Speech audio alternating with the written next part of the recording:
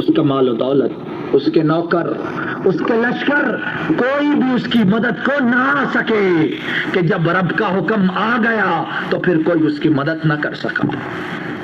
وما کان من المنتصرین، اور آخر کار پڑھنے والوں، غور کرنے والوں، قارون دولت ہونے کے باوجود کامیاب نہ ہوا بلکہ ناکام اور نامراد ہو کر زمین میں دھنس گیا۔ اور پھر وہ لوگ کہ جنہوں نے اس کی دولت کو دے کر لالچ اور طمع کیا تھا کہ کاش ہم کو بھی مل جاتا، وہ فوراً پکارے لولا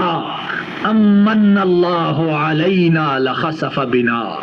وَإِكَأَنَّهُ لَا يُفْلِحُ الْكَافِرُونَ، ہائے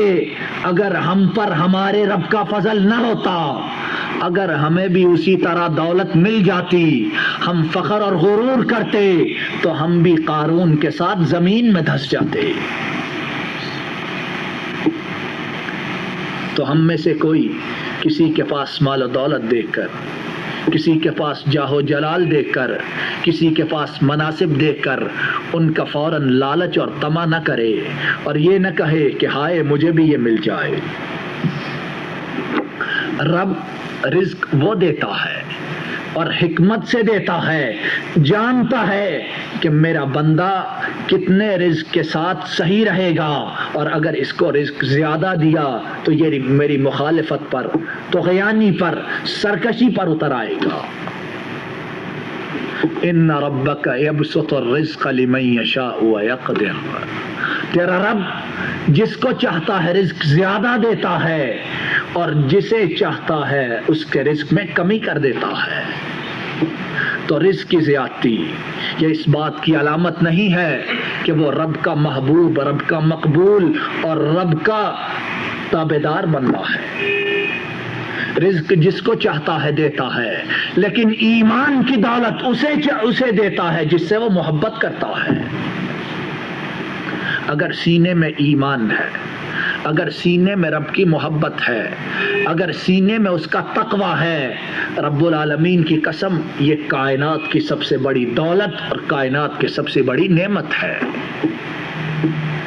نبی کریم صلی اللہ علیہ وسلم کو دیکھیے، کتنی عمارت تھی، کتنی دولت تھی، کتنا بینک بیلنس تھا،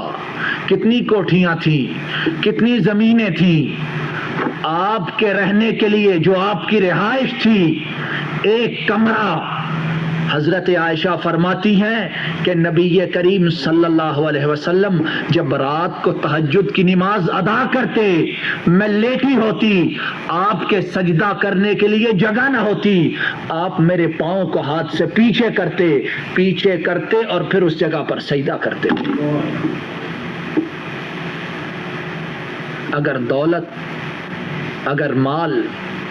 اگر کوٹھیاں، اگر کاریں، اگر مناصب رب کی محبوبیت کی دلیل ہوتی تو نبی کریم صلی اللہ علیہ وسلم ان کے پاس کائنات میں سب سے زیادہ دولت ہوتی۔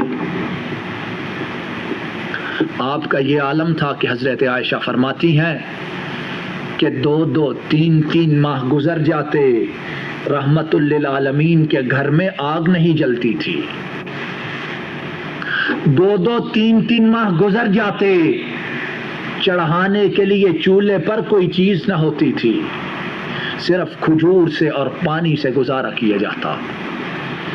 اور غزوہ خندق میں نبی کریم صلی اللہ علیہ وسلم، وہ نبی کریم کہ جب وہ اپنی نگاہوں کو آسمان کی طرف اٹھاتے تھے تو رب وہی ہونے کا حکم دیتے تھے جو نبی کریم چاہتے تھے۔ لیکن غزوہ خندق میں عالم کیا تھا کہ پیٹ پر 2-2 پتھر بندھے ہوئے ہیں اور بھوک مٹانے کے لیے چند نوالے بھی میسر نہ تھے۔ والذین آمنوا اشد حبا للہ، جو ایمان والے ہیں، جو مسلمان ہیں، جو مومن ہیں، جو تابعدار ہیں،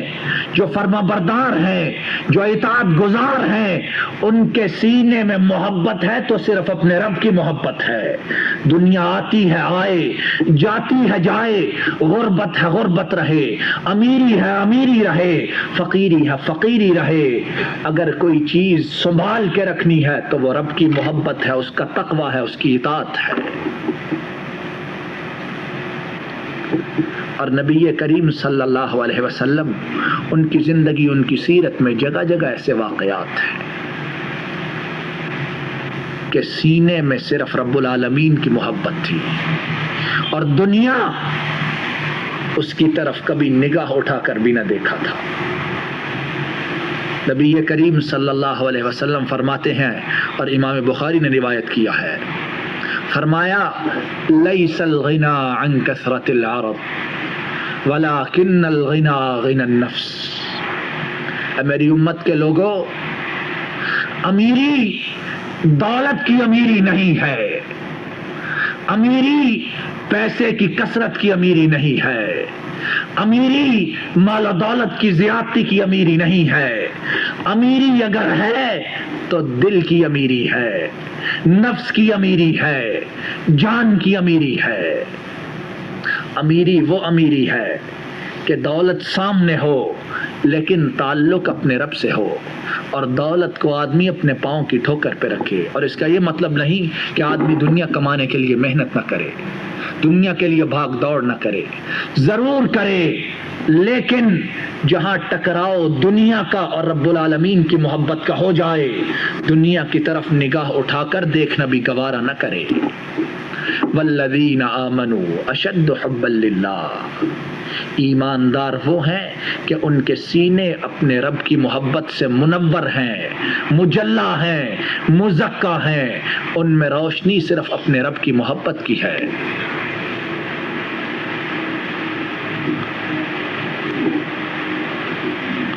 اور آئیے ایک واقعہ سنتے ہیں اور اس کے بعد بات کو ختم کرتے ہیں۔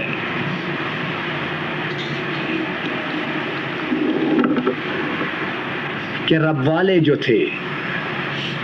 جو اللہ کے ساتھ اپنا تعلق جوڑنے والے تھے، جو اس دنیا کو ایک معمولی حیثیت بھی نہ دینے والے تھے، انہوں نے جب مصیبت آئی، جب امتحان آیا، جب ابتلا آئی، جب آزمائش آئی، اپنے رب کی محبت کو کائنات کی ہر شے پر ترجیح دی، حتیٰ کہ اپنی جانوں کو بھی قربان کر دیا۔ اور ہمارے لیے جانیں قربان کرنا تو بہت دور کی بات ہے، دنیاوی منفعت میں کوئی معمولی سا نقصان بھی پہنچے تو ہم بے قرار ہو جاتے ہیں کہ ایمان تو آنی جانی چیز ہے، دولت ہاتھ سے نہ جائے، یہ چلی گئی تو پھر واپس نہیں آنے والی، دنیا ہاتھ سے نہ جائے، یہ چلی گئی تو پھر واپس نہیں آنے والی۔ لیکن رب کے متقین میں سے، رب کے محبین میں سے،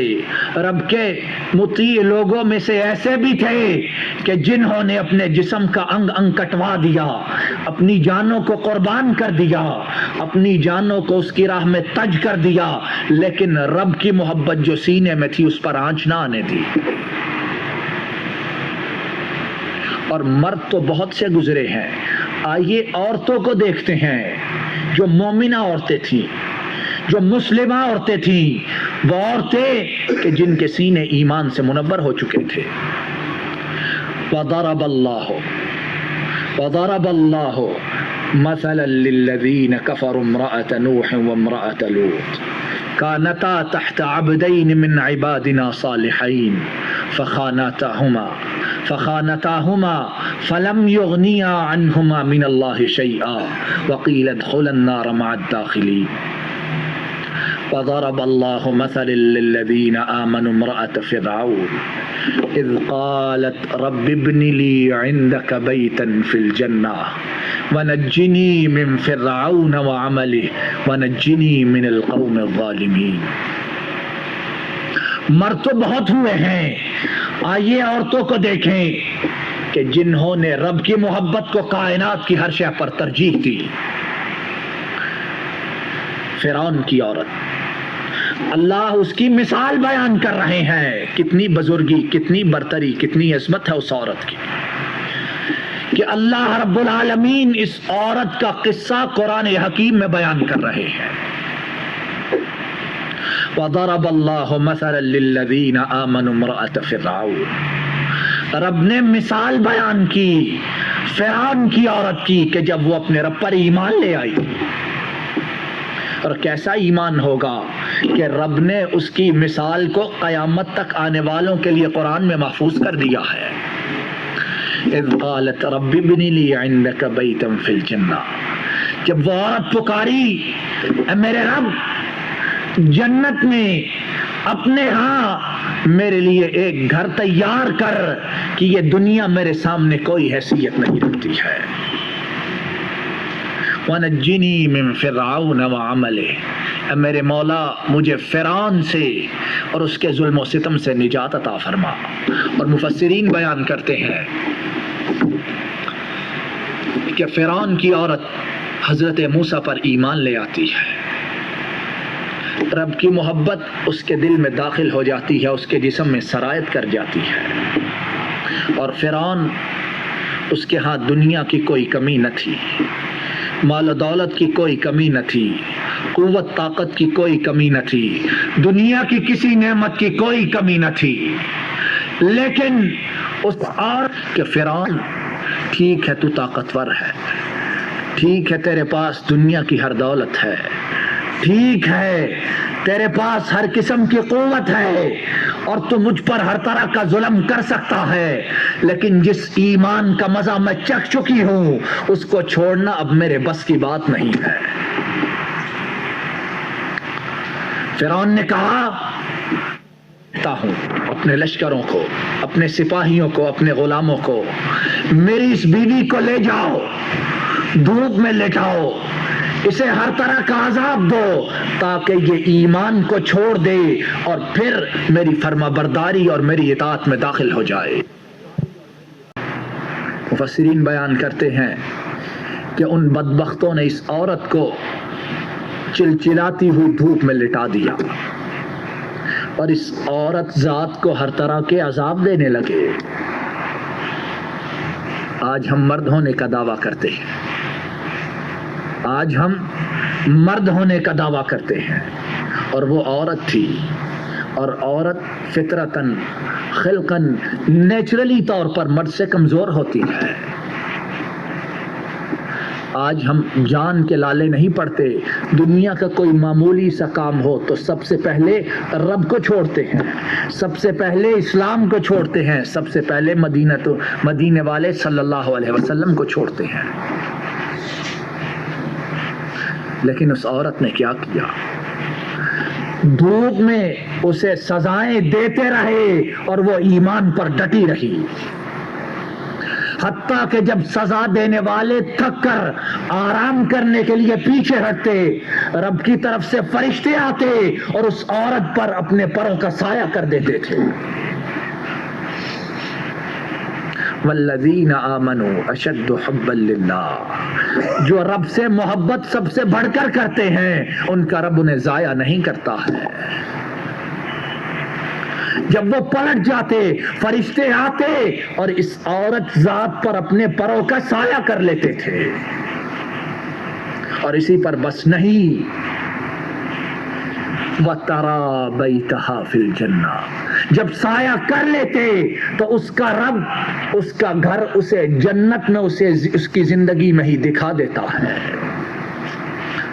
وہ اپنی زندگی ہی میں اپنی آنکھوں سے اپنے گھر کو جنت میں دیکھ لیتی ہے۔ سپاہیوں نے آ کر فرعون سے کہا کہ تیری بیوی وہ تو جس رب پر ایمان لائی ہے اس رب کو چھوڑنے والی نہیں ہے۔ فرعون نے کہا سارے حربے ناکام ہو چکے ہیں؟ کہا ہاں تمام حربے ناکام ہو چکے ہیں۔ کہا اس کو لے جاؤ کسی بلند پہاڑ کی چوٹی کے نیچے اس کو لٹا دو، اس کے بعد دیکھو کہ جو سب سے بھاری پتھر ہے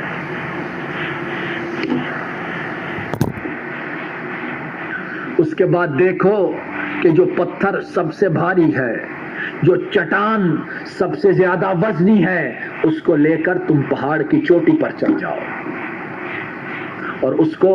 پہاڑ کی چوٹی کے نیچے لٹا دو، پھر اوپر جا کے آواز دینا کہ اگرچہ تو فرعون کی بیوی ہے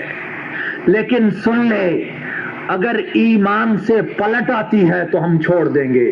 لیکن اگر ایمان پر قائم رہتی ہے اس پتھر کو اوپر سے پھینکیں گے کہ اس کے نیچے تو پس کر ہلاک ہو جائے گی۔ پتھر لے کر اوپر پہنچ جاتے ہیں اور وہ عورت نیچے لیٹی ہوئی ہے۔ ایمان کتنا مضبوط ہے، رب کے ساتھ محبت کتنی شدید ہے، رب کے ساتھ صلہ کتنا زیادہ استوار ہے، ایمان کی شمع جو سینے میں روشن ہے اس کی لو کتنی زیادہ ہے کہ اس کے سامنے کائنات کی ہر شے مدھم پڑ گئی ہے۔ انہوں نے اوپر سے پکارا، اس نے کہا نہیں، جس ایمان کا مزہ چکھ چکی ہوں، موت کا خوف اس ایمان کو چھوڑنے پر مجبور نہیں کر سکتا ہے۔ انہوں نے اوپر سے پتھر پھینکا اور مفسرین بیان کرتے ہیں کہ پتھر اس کے جسم پر گرے اس سے پہلے اللہ رب العالمین نے اس کی روح کو قبض کر لیا۔ پتھر گر کر اس کے جسم کو چکنا چور کر دے، اسے تکلیف پہنچائے، اذیت پہنچائے، اللہ رب العالمین نے اس کی روح کو اس سے پہلے ہی قبض کر لیا تاکہ میری اس بندی کو تکلیف نہ ہو۔ اور موت سے پہلے ایک بار اسے اس کا گھر جنت میں دکھا دیا۔ اس نے دعا مانگی تھی، رب ابن لی عندک بیتا فی الجنہ، اللہ اس دنیا پر رہنا میرے لیے بہت دشوار اور بہت مشکل ہو گیا ہے، لیکن اللہ تیرے ہاں جو جنتیں ہیں میں وہاں گھر مانگتی ہوں، اگر دنیا میں محروم ہوں تو مجھے وہاں محروم نہ کرنا۔ والذین آمنوا اشد حبا للہ، جو اپنے رب سے محبت کرتے ہیں ان کی محبت کائنات کی ہر شے سے، ہر چیز سے بڑھ کر ہوتی ہے، اور پھر وہ رب قدر کرنے والا ہے، عطا کرنے والا ہے، عنایات کرنے والا ہے، نوازشات کرنے والا ہے۔ اگر کمی ہے تو ہم میں کمی ہے، اس کی رحمتوں میں کوئی کمی نہیں ہے۔ وہ وہی رب ہے جس نے فرعون کی عورت کو موت سے پہلے اس کا گھر جنت میں دکھا دیا۔ وہ وہی رب ہے جس نے فرعون کو غرقاب کر دیا۔ وہ وہی رب ہے جس نے قارون کو نیست و نابود کر دیا۔ وہ وہی رب ہے جس نے نبی کریم صلی اللہ علیہ وسلم کو کائنات کا امام اور تاجدار بنا دیا۔ اس کے ہاں مال و دولت کی حیثیت نہیں ہے، اس کے ہاں جاہ و جلال کی حیثیت نہیں ہے، اس کے ہاں دنیا کے مناصب اور دنیا کی قوت اور طاقت کی حیثیت نہیں ہے۔ اس کے ہاں حیثیت اگر ہے تو اس محبت کی ہے جو اس کے لیے ایک مسلمان اپنے سینے اور دل میں رکھتا ہے۔ اور پھر اس عورت کو اللہ رب العالمین نے یہ اعزاز عطا کیا کہ اگر قرآن کریم میں اس کا ذکر ہے تو نبی کریم صلی اللہ علیہ وسلم انہوں نے بھی اپنی حدیث مبارک میں اس عورت کا ذکر کیا ہے۔ عورت ذات ہے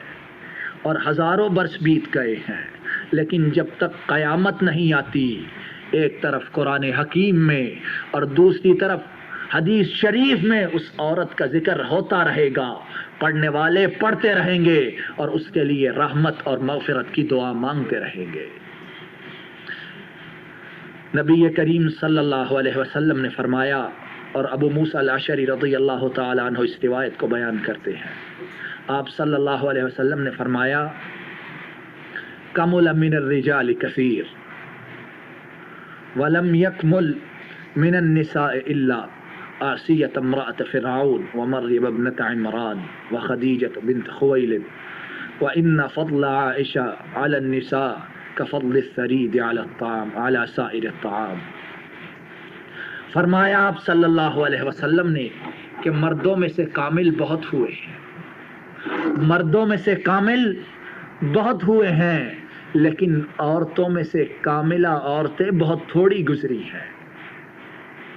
اور جو کامل تھی ان کا ذکر آپ نے ان کا نام لے کر فرمایا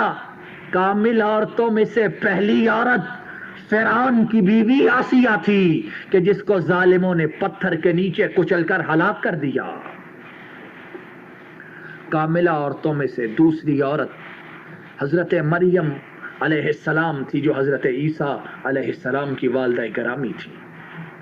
اور تیسری عورت ام المؤمنین حضرت خدیجہ تھی۔ اور پھر فرمایا کہ حضرت عائشہ، ان کی فضیلت کائنات کی تمام عورتوں پر اسی طرح ہے جس طرح کہ سرید کی فضیلت ہر قسم کے کھانوں پر ہے، اور سرید عربوں کا ایک کھانا ہے اور بہت مہنگا، بہت قیمتی، اور عرب اس کو بہت ذوق سے کھاتے ہیں، اور اس کو سب سے بہتر اور سب سے اعلیٰ کھانا سمجھا جاتا ہے۔ فرمایا حضرت عائشہ، ان کی عورتوں پر فضیلت اسی طرح ہے جس طرح سرید نامی کھانے کی تمام کھانوں پر ہے۔ والذین آمنوا اشد حبا للہ، جو اپنے رب سے محبت کرتے ہیں ان کا رب نہ اس دنیا میں انہیں ضائع کرتا ہے اور نہ آخرت میں انہیں ضائع کرتا ہے۔ یہاں ان کے لیے اس کی رحمتیں اور برکتیں، اور آخرت میں ان کے لیے جنات، قصور، نہریں، اور وہ کچھ ہے کہ ما لا اذن سمعت ولا عین رأت ولا خطر علی قلب بشر۔ وہاں وہ کچھ ہے کہ جس کے متعلق نہ کانوں نے کبھی سنا ہے، نہ نگاہوں نے دیکھا ہے، اور وہ کچھ ہے جس کا خیال بھی کبھی انسانی دل اور دماغ پر نہیں گزرا ہے۔ والذین آمنوا اشد حبا للہ، جو رب سے محبت کرتے ہیں ان کی محبت تمام محبتوں سے زیادہ ہوتی ہے، اور رب کی محبت کے لیے وہ سب کچھ قربان کرنا اپنے لیے فخر اور اپنے لیے سعادت سمجھتے ہیں۔ اللہ رب العالمین سے دعا ہے کہ ہمیں ان لوگوں میں سے بنائے جو اس کی ذات سے محبت کرتے ہیں، جو اس کی ذات سے محبت کرتے ہیں اور سب سے بڑھ کر محبت کرتے ہیں، جن کا تعلق اس سے ہے اور وہ تعلق سب تعلقات سے بڑھ کر ہے، جن کا اعتماد اس پر ہے اور ان کا اعتماد تمام اعتمادوں سے بڑھ کر ہے۔ جب بھی کوئی مصیبت ہو، جب بھی کوئی پریشانی ہو، جب بھی کوئی دکھ ہو، جب بھی کوئی درد ہو یا خوشی کا موقع ہو، ان کی نگاہیں اگر اٹھتی ہیں تو صرف اپنے رب کی طرف اٹھتی ہیں، ان کے ہاتھ اگر اٹھتے ہیں تو صرف اپنے رب کے حضور اٹھتے ہیں، وہ سجدہ کرتے ہیں تو صرف اپنے رب کو کرتے ہیں، جھکتے ہیں تو اس کے لیے جھکتے ہیں، عبادت کرتے ہیں تو اس کے لیے کرتے ہیں۔ اللہ ہمیں ان لوگوں میں سے بنانا کہ جن کا جینا، جن کا مرنا، جن کا لڑنا، جن کا رہنا، جن کی ہر قسم کی حرکات، ہر قسم کی کوششوں کا مقصد اور محور صرف تیری ذات ہے، صرف تیری رضا ہے، صرف تیری خوشنودی ہے۔ اللہ ہمارے سینے کو ایمان سے منور فرما، ہمارے سینوں کو اپنی محبت سے منور فرما، ہمارے سینوں کو اپنی اطاعت اور اپنی اتباع کے جذبہ سے منور فرما۔ اللہ کائنات کی ہر چیز کو چھوڑنا گوارا کر لیں لیکن تیرے دامن کو چھوڑنا گوارا نہ کریں، اور اللہ اسی حالت میں ہمیں موت آئے۔ اللہ جب موت آئے تو کلمہ طیبہ زبان پر جاری کرنا، اللہ جب موت آئے تو ایمان سر سے لے کے پاؤں تک ہمارے اوپر جاری، ساری اور اس کی تطبیق ہو۔